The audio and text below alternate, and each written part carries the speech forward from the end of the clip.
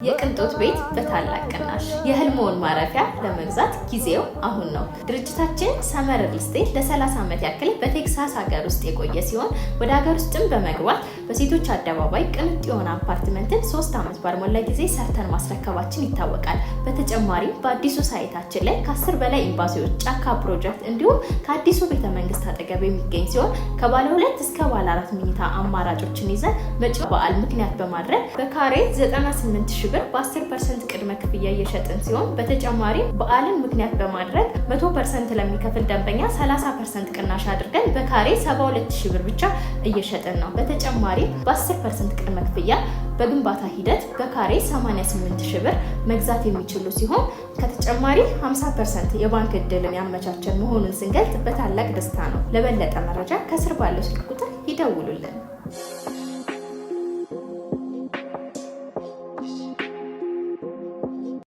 ተማምነው በህጋዊ መንገድ በነፃ ካሉበት ሆነው ወደ ሀገር ቤት ገንዘብ መላክ ተችሏል። ላኪ ሬሚት አለሎት። እንኳን ለብርሃነ ትንሣኤው በሰላም አደረሶ። ገንዘብ ወደ ሀገር ቤት ከማንኛውም ስፍራ ከአሜሪካ፣ ካናዳ፣ አውሮፓና ከመካከለኛው ምስራቅ ለሚልኩ ዲያስፖራዎች በሙሉ ላኪ ሬሚት ትልልቅ ምንዛሬዎችንና ዳጎስ ያሉ ጉርሻዎችን ያለምንም ክፍያ በነፃ በህጋዊ መንገድ መላክ ያስችላል።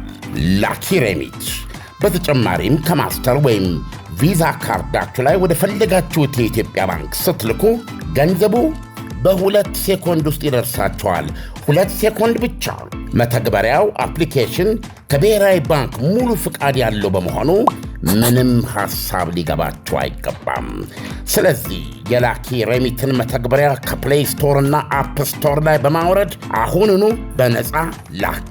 ለአስተማማኝና ፍጥነት ማን እንደ ላኪ ሬሚት። ላኪ ሬሚት አለሎት።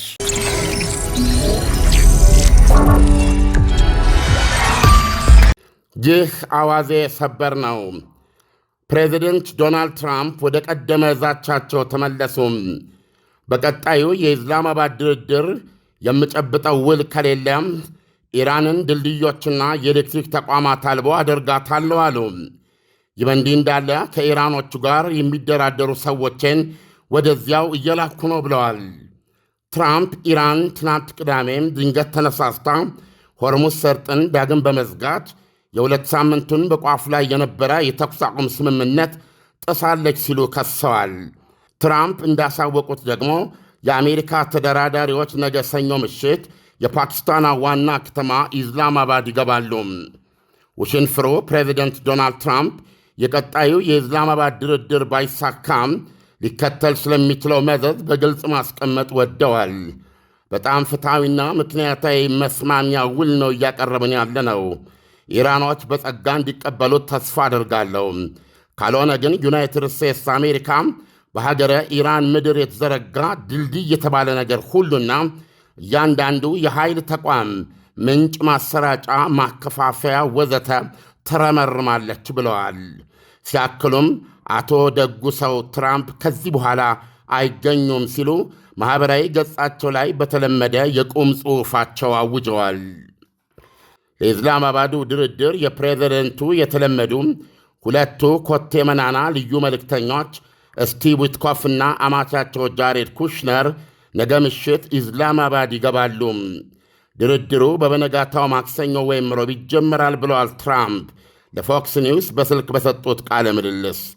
ትራምፕ ታሪካቸውን አስረክቤ መጣሁ የሚል ቅሌት ሊያጣባው የሚችለው የዓለም 1/5 የነዳጅና ጋዝ መተላለፊያ በር ሆርሙዝ ባለፈው ዓርብ ዕለት ወለል ብሎ ተከፈተ የሚለው የውጭ ጉዳይ ሚኒስትር አባስ አርጋቺ መግለጫ በእጅጉ ልባቸውን ያሞቀ የምሥራች ነበረ።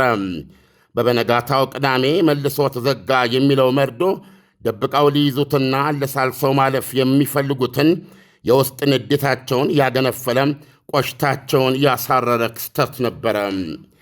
ምልክቱም ዛሬ ማታ ስልጣኔ ይሞታል የሚለውን ምጽአታዊ ቁጣ ያጻፋቸውን ጽልመታዊ መንፈስ ያገረሸባቸው መሆኑ ነው። እኔ 47ኛው የዩናይትድ ስቴትስ አሜሪካ ፕሬዚደንት ዶናልድ ትራምፕ የኢራንን ድልድዮች መድምጄና የኃይል ተቋማቷን ገነዳድሼ ጽልመት ውስጥ ከትቻታለው ሊሉ መቁረጣቸውን ማስታወሳቸው ነው። ውሉን እስከ እሮብ ጨርሱ ብለዋል ፍርጥም ብለው። ፕሬዚደንት ትራምፕ ከእንግዲህ ደጉ ሰው ትራምፕ አይኖርም እንዲሉም ያባሰባቸው ደግሞ መዘዘኛው ሆርሙዝ የተዘጋው እሳቸው ኢራን ከዚህ በኋላ መቼምና ፈጽመው የሆርሙዝ ሰርጥን እንደማትዘጋም አረጋግጣልኛለች ብለው ለዓለም ባበሰሉበት ቅዳሜ ዕለት ከሳቸው መግለጫ ቀጥሎ መሆኑ ነው። እንደሚታወቀው የኢራን የፓርላማ አፈ ጉባኤ ቋሊባፍ ፕሬዚደንቱን በአንድ ሰዓት ውስጥ 4 ጊዜ ዋሽተዋል ሲሉ ማቃለላቸው አይዘነጋም። ፕሬዚደንቱ ኢራን ፈጽሞ አይዘጋም ስትል አረጋግጣለች ያሉትንም ከውሸቶቻቸው መካከል አንዱ እንደሆኑ ነው ያቀረቡት። ኢራን በሩን ያዘጋት ምክንያት የአሜሪካ ባህር ኃይል ወደቦቿንና የዳርቻ መውጫዎቿን ዘግቶ መያዙ መሆኑን ትናገራለች።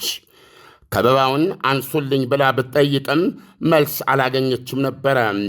ትራምፕ ለዚህ የሰጡት ምላሽ ተስማምታችሁ ውል የቋጠራችሁና የተፈራረማችሁ እንደሆነ ብቻ ነው ከበባውን ኬላውን የማነሳላችሁ ባይ ናቸው። ኢራናውያን ባለሥልጣኖች አሁን እየነገሩን እንደሚገኘው የተጠናቀቀ ድርድር የለም፣ ሁሉ ነገር ኢስላማባድ ውስጥ ገና የሚወሰን ነው። ኢስላማባድ ይህ በእንዲህ እንዳለ ሁለተኛውን ዙር ድርድር ያካሄዳሉ ተብለው በሚታሰቡ ሕንፃዎች ዙሪያ ጥበቃዋን አፈርጥማለች። ወደ እና ከኢስላማባድ ዲፕሎማሲያዊ መናሪያ ቦታዎች የሚያስገቡና የሚያስወጡ መንገዶች ተዘግተዋል። ሁነኞቹ የአሜሪካና የኢራን ተደራዳሪዎች ባለፈው የተገናኙበት ሆቴል ውስጥ ቀድመው አልጋ የያዙ እንግዶች በትሕትና ለቀው እንዲወጡም ተጠይቀዋል። የኢራን ፓርላማ አፈ ጉባኤ ሙሐመድ ባጋር ቋሊባፍ ትናንት ቅዳሜ ሆርሙዝ ተመልሶ የተዘጋበት ምሽት የቴሌቪዥን መግለጫቸው ድሉ የኛ ነው ሲሉ መፎከራቸው ተዘግበዋል። ያም ቢሆን ዘላቂ ሰላም ሊገኝ እንደሚችል መናገራቸው አልቀረም። አገሬ ኢራን አሁንም ዘላቂ እልባት ትሻለች፣ ይሁንና ዩናይትድ ስቴትስ አሜሪካ አትታመንም ብለዋል። የቴሌቪዥን መግለጫቸውን መልእክት አሳጥሮ ያቀረበው ታስኒም ዜና አገልግሎት ቋሊባፍ ኢራን ሊመጣ ለሚችል ወታደራዊ ፍልሚያም ሙሉ ዝግጁ ናት ሲሉ አስገንዝበዋል። የሆርሙዝ ሰርጥ በእስላማዊት ሪፐብሊክ ኢራን ቁጥጥር ስር ነው አሉ ቋሊባፍ፣ ቴሄራን የጦርነቱ አሸናፊ ናት በሚል መነሳሳት። አሜሪካ ይህን ከበባዋን ባትሰብር ኬላዋን ባታነሳም የሆርሙዝ ሰርጥ ትራፊክ ፍሰት በእርግጠኛነት ይገደባል ሲሉ አክለዋል። ቋሊባፍ እያሉ ያሉት ሆርሙዝ ሰርጥ የሚባል ዓለም አቀፍ መተላለፊያ የለም፣ ለጊዜው ያለው ሆርሙዝ ሰርጥ የሚባል የኢራን መተላለፊያ በር ነው። በሌላ ዜና የኢራን የልዑካን ቡድን ለድርድሩ የፊታችን ማክሰኞ ኢስላማባድ እንደሚገባ ምንጮችን ጠቅሶ ሲኤንኤን ዘግቧል። የልዑካን ቡድኑ ስብጥር ከበፊቱ ያልተለየ እንደሚሆንና ውጭ ጉዳይ ሚኒስትር አባስ አርጋቺና አፈጉባኤ መሐመድ ባጋር ቃሊባፍ ናቸው። እንደ ምንጮቹ ከሆነ ዶናልድ ትራምፕ የአዲሱ ቀነ ገደባዊ ማስጠንቀቂያ መቋጫ ያደረጉት ሮብ ዕለት አሜሪካና ኢራን የተኩስ አቁሙ መራዘሙን በጋራ ያሳውቃሉ ከኢስላማባድ። ድርድሩ በውል ከተቋጨ ከዋሽንግተን ፕሬዚደንት ዶናልድ ትራምፕ ከኢራን ፕሬዚደንት ማሱድ ፔዜሽኪያን ሲበሩ ኢስላማባድ ገብተው ይፈራረማሉ። ሁለቱ ርዕሳነ ብሔራት በጋራ ተገናኝተው ኢስላማባድ መግለጫ ተብሎ የሚታወቅ የስምምነት ሰነድ ላይ ፊርማቸውን ይገጠግጣሉ። እንግዲህ ጠቅለል ባለመልኩ ብዙ ነገር ነው የሚወራው። ነገር ግን እነዚህ በጭብጥ ደረጃ ለታላቅ ስነስርዓት ኢስላማባድ ላይ ያለውን ተስፋ የሚያሳዩ ሂደቶች ናቸው። ዓለም ዶናልድ ትራምፕ እንግዲህ አሁን መልሰው ወደ ዛቻ ውስጥ ገብተዋል። ይሄ ዛቻ በእርግጥስ ተጨባጭ ይሆናል ወይስ አሁን ማክሰኞ የፊታችን ማክሰኞ የሚደረገው ድርድር ላይ ጫና ለማሳደር ሆን ተብሎ የተደረገ ነው? በሌላው መልኩ ደግሞ ዶናልድ ትራምፕ በየጊዜው የሚናገሩት ቃል በጣም ተለዋዋጭ ከመሆኑ የተነሳ ኢራንም ሆኑ ሌላ ሀገራቶች የዶናልድ ትራምፕን ቃል ሙሉ በሙሉ ተጨባጭ አድርጎ ለማየት የሚቸገሩበት ሁኔታዎች አልተፈጠሩም ወይ? ተማምነው በሕጋዊ መንገድ በነፃ ካሉበት ሆነው ወደ ሀገር ቤት ገንዘብ መላክ ተችሏል።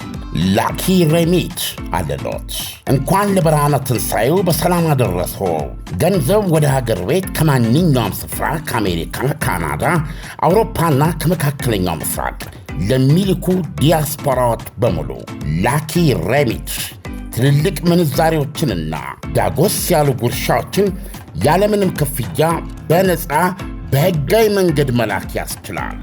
ላኪ ሬሚት በተጨማሪም ከማስተር ወይም ቪዛ ካርዳችሁ ላይ ወደ ፈለጋችሁት የኢትዮጵያ ባንክ ስትልኩ ገንዘቡ በ2 ሴኮንድ ውስጥ ይደርሳችኋል። 2 ሴኮንድ ብቻ። መተግበሪያው አፕሊኬሽን ከብሔራዊ ባንክ ሙሉ ፍቃድ ያለው በመሆኑ ምንም ሐሳብ ሊገባችሁ አይገባም። ስለዚህ የላኪ ሬሚትን መተግበሪያ ከፕሌይ ስቶር እና አፕ ስቶር ላይ በማውረድ አሁኑኑ በነፃ ላክ። ለአስተማማኝና ፍጥነት ማን እንደ ላኪ ሬሚት። ላኪ ሬሚት አለ። ያማለ እስካሁን የተባለውም ያልተባለው የመጨረሻ ትርጉም የሚያገኙት እንግዲህ የፊታችን ማክሰኞ ምናልባት ሮብ ማክሰኞና ሮብ በአንዱ ድርድሩ በሚጀመርበት ቀን ነው። በዚህ ድርድር እንደሰማው ሁሉ ነገር የተሰናዳ ይመስላል። ሁለቱ ርዕሳነ ብሔራትም ሰነዱ ላይ ፊርሚያቸውን እንዲያኖሩ ዝግጅት እንዳለ ያሳያል። ዶናልድ ትራምፕ እየነገሩን የነበረው ድርድሩ ኢስላማባድ ላይ ከመካሄዱ በፊት ደግሞ በፓኪስታን አደራዳሪዎች ወይም ባለሥልጣኖች በኩል በሁለቱ ሀገራት መካከል የሐሳብ ልውውጦች እንደነበሩ ነው። ይህንን ልውውጦች ተመርኩዘው ነው የእሳቸው መግለጫ በእውነት ሲገለጽ የነበረው። በጣም ብዙ መግለጫ የሚሰጡ ዶናልድ ትራምፕ፣ ኢራኖች ደግሞ መልሰው ሁሉም ነገር እሳቸው የሚያቀርቡት አይደለም እንዳለ ውሸት ነው የሚናገሩት፣ ሁሉን ነገር የሚታወቀው ድርድሩ ላይ ነው የሚል ነው። ስለዚህ ድርድሩን ጠብቆ መናገሩ ነው የሚሻለው፣ አለበለዚያ የዛ ግምትና መላምት አካል ነው የምንሆነው። ነገር ግን በአሁን ትልቁ መሰናክሎ ነው የሚታየው የኢራን ምክትል ውጭ ጉዳይ ሚኒስትር ይህ ኢራን 11 ኒውክሌር ቦምቦች ሊሰራ የሚያስችል ወደ 90 በመቶ በሳምንት ወይም በ10 ቀን ጊዜ ውስጥ ማበልጸግ የሚቻል የተባለ 60 በመቶ የበለጸገ 460 ኪሎ ግራም የበለጸገ ዩራኒየምን ለአሜሪካ እንሰጣለን ብለን በአፋችን ወጥቶ አያውቅም። የማይታሰብ ነገር ነው። በዚህ ላይ የምንገባው የምናደርገው ድርድር የለም። እሰነን ስታርተር በዚህ አናወራም በማለት ዶናልድ ትራምፕን በሚገርም መልኩ ነው ያስተባበሉት። ዶናልድ ትራምፕ ደግሞ ያሉት አለቀ። በኒውክሌር ጉዳይ ላይ ስንነጋገር የነበረው ነገር ኢራኖች ያለ ገደብ እኛ የጣልነውን ምንም አይነት ዩራኒየም አታበለጽጉም፣ የኒውክሌር እንቅስቃሴ አይኖራችሁም ያልነውን ሙሉ በሙሉ ተቀብለዋል። ይህንን 60 በመቶ የበለጸገ 460 ኪሎ ግራም የበለጸገ ዩራኒየም አውጥተው ለእኛ ሊያስረክቡ በጋራ አውጥተን በእኛ ቁጥጥር ስር እንዲሆን ተስማምተናል ብለው ይሄንን ገልጸዋል። ይሄን ይዞ ነው ማንም ሰው በዚህ በኢስላማባዱ ስብሰባ ላይ ዋነኛው እስካሁን ድረስ በኢራንና በአሜሪካ መካከል መሠረታዊ ፍጥጫ ሆኖ ለ10 ዓመታት የኖረው የኒውክሌር ጉዳይ እልባት እንደሚያገኝ የታመነው። አሁን እንደሰማኸው ይሄንን የበለጸገ ዩራኒየም ወይም ደግሞ ማንኛውንም የበለጸገ ዩራኒየም ለአሜሪካ አሳልፈን እንሰጣለን ብላችሁ እንዳትጠብቁ አላልንም፣ ልንባልም አንችልም፣ ልንጠየቅም አይገባም ነው ያሉት። ከዚህ አንጻር ስለዚህ መፍትሄው ምንድን ነው? ኢራን ስታቀርብ የቆየችው የነበረውን የጥራት ደረጃ ከልሼ በርዤ 60 በመቶ የበለጸገውን ወደ 3 በመቶ አደፈርሷለሁ፣ በዛ ደረጃ ወደ ዝቃጭነት ቀይረዋለሁ። በዚህም ያው በሌላ አነጋገር አጠፋሁት ማለት ነው። ይሄን ነው በኢራን በኩል እየሰማን ያለ ነው። ኢንፋክት በፊትም በዶናልድ ትራምፕ ጊዜ ብቻ ሳይሆን በኦባማም ጊዜ ይሄን ጉዳይ ለመፍታት ለራሽያ ታስረክብ የሚለው ነገር በብዙ ተደጋግሞ የሚነሳ ነበረ። ራሽያም እጇን ዘርግታ ነበር። ዶናልድ ትራምፕ የማይታሰብ ነው ይሄ ዩራኒየም ለእኛ እንጂ ወደ ራሽያ አይተላለፍም የሚል አቋም ይዘዋል። አሁን እንግዲህ ይሄ ባለበት ሁኔታ ነው የማክሰኞ ወይም የረቡዕ ድርድር ኢስላማባድ ላይ የሚካሄደው ማለት ነው። ተስፋም አድርገው ምንም ተባለ ምን እዛ ድርድር ላይ የሄዱት ወገኖች ይህ ጦርነት ከነሱ አልፎ መላ ዓለምን ለችግር የዳረገ እየቆየና እየተንዛዛ ሲሄድ ደግሞ በዚህ ግጭት ውስጥ ያልተጠበቁ ተዋናዮች ሊገቡና ብዙዎች እንደሚሉት ወደ አልታወቀ አቅጣጫ ሊሄድ እንደሚችል ግምት በማስገባት የዓለም ደስታ ቢስነት በማያስፈልግ ሁኔታ እየተራዘመ ነው ያለው።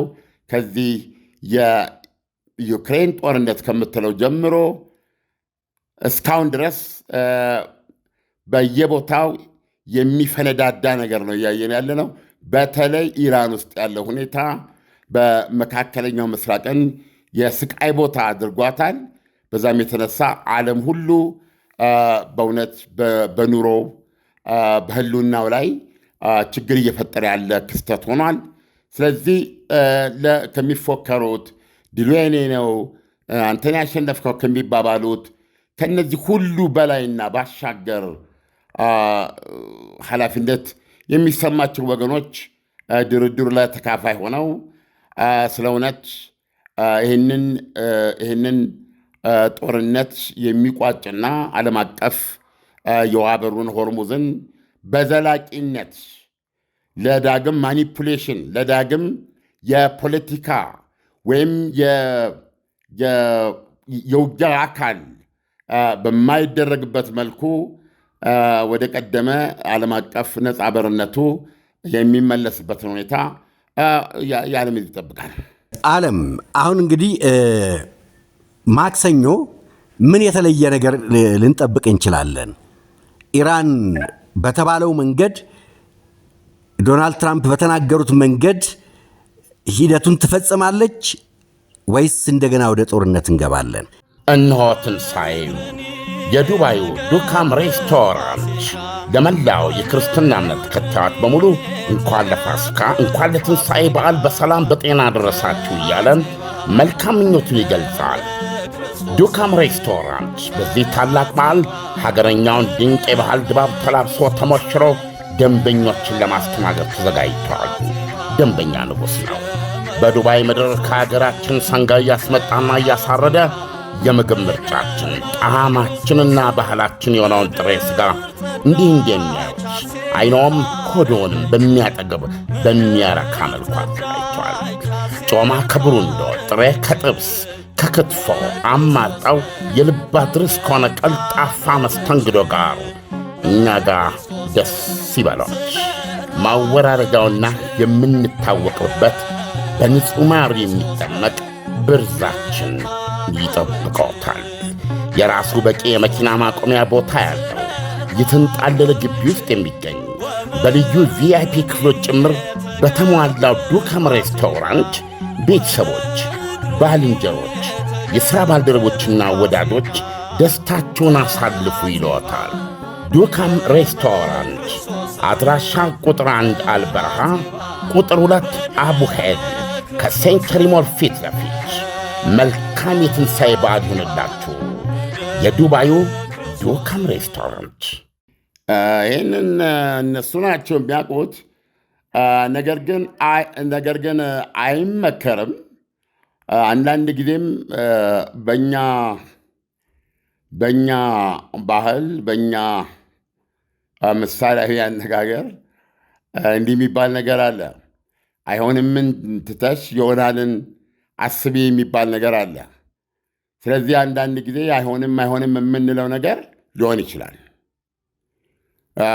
አሁን ቅድም አንተ ስታነሳ ዶናልድ ትራምፕ ይናገራሉ የሚሉት ነገር ይፈርሳል፣ ይሻራል ብለህ አንስተሃልና እዛ የእሳቸው ንግግር ላይ የእሳቸው ቃል ላይ ተመስርቶ ምንስ ማሰብ ምንስ ማቀድ ይቻላል የሚል ነው እና ይሄን ነገር በአሜሪካንም በኩል የሚያሳስብ ሳይሆን ይቀራል ብዬ አላስብም። ስለዚህ እንደሚታወቀው ባለፈው ማክሰኞ ነው ከዛሬ 15 ቀን በፊት ማለት የነገ ወዲያ ማክሰኞ 15 ቀን ወደኋላ ይሄ ነበረ ማስጠንቀቂያ። የአሜሪካ ጦር ዝግጁ እንደነበረ በወቅቱ መከላከያ ሚኒስትሩና የኤታማዦር ሹሞች ሊቀመንበር ጀነራል ዳን ቃይል ተናግረዋል። የፕሬዚደንቱ ትዕዛዝ ብቻ ነበር የሚጠበቀው እና በዛ መሰረት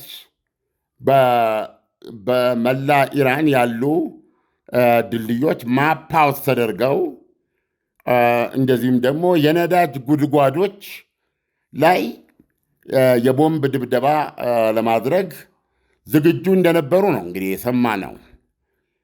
ስለዚህ አሁን ለምሳሌ ኢስላማባድ የሚካሄደው ድርድር አሁን በምንለው መንገድ ለምሳሌ በዚህ ርቀት አናስረክብም በሚለው በዚህ በከፍተኛ ደረጃ እነዚህ ሀገሮች ቢለያዩና አሁንም ለውል ባይደርሱ ፕሬዚደንቱ የገዛ ቃላቸው እስረኛ ነው የሚሆኑት። ምክንያቱም አንዴ አይደለም ሁለቴ አይደለም በተደጋጋሚ እየዛቱ አለመፈጸማቸው ምንድነው የሚባለው ጥርስ የሌለው አንበሳ ያደርጋቸዋል። ይሄ ደግሞ ኃይሉም ቢኖርህ ሳይኮሎጂካሊ ኃይሉን የመጠቀም ካሬጅ የለውም የሚል ድምዳሜ በጠላት ከተወሰደብህ ኦልሞስት ኃይል እንደሌለ ነው የሚቆጠረው። ስለዚህ እነዚህ ሁሉ ነገሮች አሉ እና እነዚህ ሁሉ አደጋዎች ናቸው። ስለዚህ እንደገና ፕሬዚደንቱ ይህን እያዩ ባይ ዌንስዴይ እስከ ሮብ ድረስ ውልም አልጨብጥ ከሆነ የኢራንን ድልድዮች እና የነዳጅ ጉድጓዶች የኃይል ተቋማትን እመደምዳለሁ የሚል ዛቻቸውን እንደገና ጽፈው አይተናል። ስለዚህ እውነቱን ለመናገር ሊያደርጉት ይችላሉ የሚል አመለካከት አለኝ። እንደዚህ አይነት ሁኔታዎች ገፍተው ነገሮች የሆነ አቅጣጫ ሊይዙ ተዝረክርከው ወይም አሁን ባሉበት ሁኔታ ብትንትኑ የወጣ ሁኔታ አሁን ያለው ብትንትኑ የወጣ ሁኔታ ነው። ለምሳሌ አሁን ውጭ ጉዳይ ሚኒስትር አባስ አርጋቺ ለድርድሩ ይምጡ እንጂ በሀገራቸው ኢራን መከሰስ አለባቸው የሚባል ነገር ሁሉ አለ። እስላማዊ ዘቡ ከየት አምጥተው ነው ዓርብ ዕለት የሆርሙዝ ሰርጥ ሙሉ በሙሉ ተከፍቷል ብለው የተናገሩት የሚል ትልቅ ጥያቄ መጥቶባቸዋል። የኢራን ቃል አቀባይ ነው ተብሎ በተለያየ ዓለም አቀፍ ሚዲያ ላይ የሚናገረው አንድ ፕሮፌሰር አለ። የድርድሩም አካል የነበረ ሰው ነው። አሁን የራሱን ሾው ነገር አድርጎ በየዕለቱ መግለጫ ይሰጣል። ሰሬንደር ነው እያደረገችው ኢራን እጅ ነው የሰጠችው በሚል ነው እያቀረበው ሲተነትን የሰማሁት። ስለዚህ ኢራን ውስጥም ማን ነው ኃላፊው? የዛች ሀገር አሁን ማጋ ነው ትክክለኛው ስልጣን ያለው? እሱ የወሰነው ውሳኔስ ያለ ጥያቄ በሌሎች ተግባራዊ የሚሆንለት ማን ነው የሚለው በራሷ በኢራን ውስጥ ራስ ምታት ነው። ስለዚህ ነገሮች እንደዚህ ባሉበት ወቅት የኢስላማባዱ ስብሰባ ተስፋ በሚያስቆርጥ መልኩ እንደገና ከፈረሰ የእስከዛሬው ጦርነት ፋይዳ አልፈየደም ማለት ነው። ችግሮች በጦርነትም በድርድር የሚፈታሉ። በጦርነት ሰው ያልቃል፣ ንብረት ይጠፋል፣ ተቋም ይጠፋል፣ ጨለማ ውስጥ ይገባሉ ተፋላሚዎች። ይሁን እንጂ ጦርነትም ችግር ይፈታል፣ ድርድርም ችግር ይፈታል፣ ዲፕሎማሲም። ስለዚህ አሁን እነዚህ ሁለት ሀገሮች ዲፕሎማሲ አልፈታው ስላለ ድርድር አልፈታው ስላለ ነው ችግራችን ወደ ጦርነት የገቡት። የጦርነቱ አስከፊነት ደግሞ በሌላ ጊዜ ሲተረክ ወይም በሌላ መልክ ተቀናብሮ ሲቀርብ ነው የምናየው። ልዩነቱ ምንድን ነው? የመሰረተ ልማት ጦርነት ነው ማለት ትችላለህ። የሰዎች ሞት ኮላተራል ነው። የዚህ ጦርነት ዓላማ የኢራንን የጦር መሳሪያ ኢንዱስትሪውን የሚደግፉ የተለያዩ ሰላማዊ ኢንዱስትሪዎችን እነዚህ ላይ ያነጣጠሩ ናቸው። አስቀምጠናል። ከ140 ቢሊዮን እስከ 145 ቢሊዮን ዶላር የሚገመት ውድመት ደርሷል። ይሄ ሁኔታ በዚህ አይቀጥልም። ዞሮ ዞሮ መፍትሄ ይደረሳል። አየህ፣ ይሄ ነገር ኢስላማባድ ላይ ሳይስማሙ ቢቀሩና ያ ድብደባ ዶናልድ ትራምፕ ቢያደርጉ ዞሮ ዞሮ አሁንም ወደ ድርድር ኑ ነው የሚባል። ፕሮባብሊ አሁን ያሉት ተደራዳሪዎች በሕይወት ላይኖሩ ይችላሉ። ምናልባትም ሌላ ገጽታ ሊኖር ይችላል። አዎ ኢራን እንደገና እስራኤል ላይ ትኩሳለች፣ እስራኤል እንደገና ኢራን ትደበድባለች። በዚህ ውስጥ የሚገኝ ነገር የለም። ሌላ አሰቃቂ ውድመት ነው የሚከተለው። እንዴት ከዚህ ውድመት በኋላ ፕሮባብሊ አሁን የሚደራደሩ ሰዎች እንኳ በሌሉበት ሁኔታ እንደገና የምትደራደረው ይሄንኑ ነው። እርሱ ይሄ ነው ጉዳዩ። ስለዚህ ትልቁ ስጋት ምንድን ነው? እንዳልኩ እዚህ ለምሳሌ እስራኤል ከአሜሪካ ጋር እንደሆነችው ሁሉ ኢራን ከራሽያና ከቻይና ጋር ቢያንስ በምክር ደረጃ ትሰራለች፣ በስትራቴጂ ደረጃ ልትሰራ ትችላለች። ስለዚህ እዚህ ውስጥ ያሉትን ዳይናሚክሶች ሁሉንም ማወቅ አንችልም። ስለማንችል ይሄ ጦርነት በዚህ መልኩ እንዲያበቃ አልተፈለገ ሊሆን ይችላል። በዚህ መንገድ እንዲያበቃ አልተፈለገ ከሆነ ደግሞ በምን መልኩ እንዲቋጭ የሆነ የታሰበው? እንደዚህን እንደ ጥያቄ አስቀምጠ የምታልፋቸው ናቸው እና እነዚህን ሁሉ ጨምቀ ስትመለከት የኢስላማባዱ ስብሰባ ይሄን ጦርነት የሚያስቆም ሁለቱም ወገኖች በድርድር አሸነፍን የሚሉበት እድል መፍጠር አለበት። ሲሪየስ በዚህ መንገድ የሚነጋገሩት ብዬ ነው የማስበው። አለም እንግዲህ አሁን ሀርጋቺ ባለፈው ሆርሙዝ ነፃ ነው ብለው ተናግረው ነበርና ይህንን ኢራኖች ሙሉ በሙሉ ተቀብለው አላረጋገጡም እያልከኝ ነው እና እየተወቀሱበት ነው። አሁን እንግዲህ ማክሰኞ ዕለት የምንጠብቀው ድርድር እዛው ኦፊሻሊ ተፈራርመው ጨርሰው ካልወጡ ልክ አርጋቺ እንዳደረጉት ከወጡ በኋላ ከስብሰባው የሆነ ነገር ቢደረግ የማይታመንበት ሁኔታዎች ሊፈጠሩ ነው ማለት ነው፣ በኢራኖች አለመተማመን ምክንያት እንደሚመስለኝ። አሁን በስፋት እንደሚታየው በባለፈው ድርድር ላይ አንድ የልዑካን ቡድን ገብቷል፣ 70 አባላት ያለው። እነዚህ 70 አባላት ያሉት የልዑካን ቡድን በመሪዎቹ ቋሊባፍና አርጋቺ ናቸው እና አንድ የዚህ የእስላማዊ ዘቡ ተወካይ አለ። እዛ ድርድር ላይ እያደረጉ እያሉ በአስቸኳይ አንድ ቡድን ከቴህራን መምጣት ነበረበት እና ከዛ ከቴህራን እንዲመጣ ያስፈልገው ቡድን ምንድን ነው? አሁን ብዙዎቹ ዜና ምንጮች፣ ኤክስፐርቶች እንግዲህ የሚነጋገሩት የተለያየ ጉዳዮች ስላሉ አንዳንዱ የኤክስፐርት አስተያየት የሚያስፈልገው ሊሆን ይችላል፣ ግን አናውቅም ከዛ ባሻገር። ስለዚህ ምናልባት ኢራን እንደምታውቀው በአጠቃላይ በፖለቲካዊ ወታደራዊ እንዲሁም የደህንነትና የደህንነት ልሂቃኖቹ ላይ ከፍተኛ ጉዳት ደርሷል። ይህ ጦርነት ብዙዎቹን አሳጥቷታል። ከዛ በኋላ አሁን ያሉት በተሰባሰበ ማዕከላዊነት በጠበቀ መንገድ አንድ ወጥ የሆነ አመራር ለመስጠት ወይም አመራር ስለመኖሩ ብዙ ማሳያዎች የሉ። የአጋጣሚ ነገር ሆኖ ሊሆን ይችላል። ሶስተኛው መንፈሳዊ መሪ የአሊ ካሜኒ ልጅ ሞጅታባ እስካሁን ድረስ በአይን አልታዩም፣ በድምፅ አልተሰሙም። የኢራን ሕዝብ ቀጣዩን መንፈሳዊ መሪ በሕይወት ይኑሩ አይኑሩ አያውቅም፣ ሌላው ቀርቶ። ነገር ግን በሳቸው ስም ተጽፎ የሚነበብ መግለጫ አለ። ይሄ ራሱ ትልቅ ጥያቄ ምልክት የሚያስቀምጥ ነው። ስለዚህ ፕሮፌሰሩም ያለው ኢራናዊ ፕሮፌሰርም ያለው ስልጣኑን እንዴት ባለ ቅንጅት እየተመራ ነው የሚለው ጥያቄ አለ።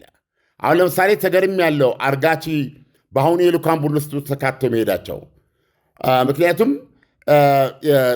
እጅ አሰጥተዋል ተብለው እየተጠለጠሉ እንደሚገኙ ኢቨን የተወሰኑ ሰልፎች የመንግስቱ ደጋፊ የሆኑ ወገኖች ሰልፍ እንደወጡ ነው አንዳንድ ነገር የምናየው በይፋ ሚዲያ እስካልመጡ በጠቅሳቸው ስላልሆኑ ነው። ስለዚህ እነዚህን ሁሉ ነገሮች ስታይ ኢራኖች ለምሳሌ አንድ ነገር ልንገርህ፣ ኢራኖች የልኡካን ቡድን አይልኩም የሚለው ዜና አሁን በሌሎች ሚዲያ ላይ ወጥቶ ታያለህ። አልወሰንም የሚባል ነገር አለ ለምሳሌ። ምክንያቱም ኢራን የኢስላማባዱ ስብሰባ ላይ የምትሳተፈው አሜሪካ በወደቦቿ ላይ የጣለችውን ከበባ ካነሳች በኋላ ነው የሚሉ አሉ። ይሄ በመግለጫ የተሰጠ ነው። እሱን እስካላነሳች ድረስ ኢራን አትልክም። ይሄንን ኮት አድርገው አሁንም ድረስ የሚሰሩ ሚዲያዎች አሉ። የሚሄዱት ልኡካናት አልታወቁም በሚል ማለት ነው።